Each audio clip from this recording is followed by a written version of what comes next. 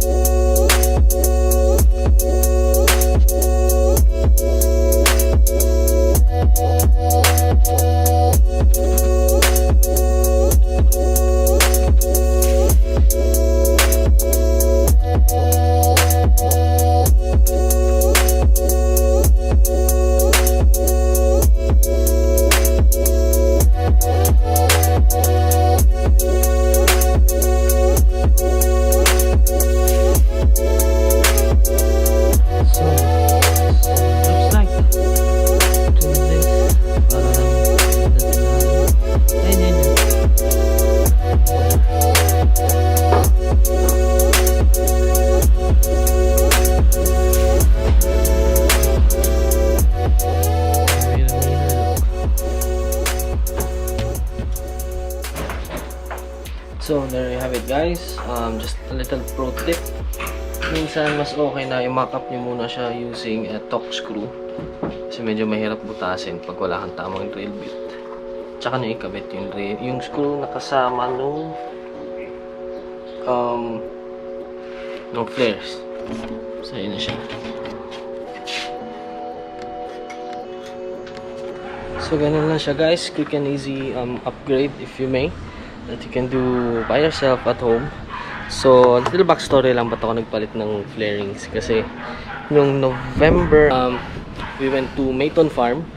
And then, somehow, nagkamali kami ng turn. Napunta kami sa Carabao Trail. Which we were completely not ready. No recovery gears whatsoever. By the way, shout out dun sa tumulong sa amin sa Mayton Farm to recover my rig. So, at that time, dahil nga dun sa na-stuck ako sa deep mud, nagtanggalan na the car was flexing so much that the flares came right off. I even lost one mud guard there. So andun pa siya. Sana sa makakita nun, hit me up. So nag-upgrade ako. This is the rubber flares are universal. So kahit anong kotse pwede siya. So I already showed you guys how to do it with one arc, and then the process is basically the same all throughout. Tell us what you think, like, comment down there, any suggestions that you might add to the other viewers who might want to do it themselves, and just tell us what you guys think.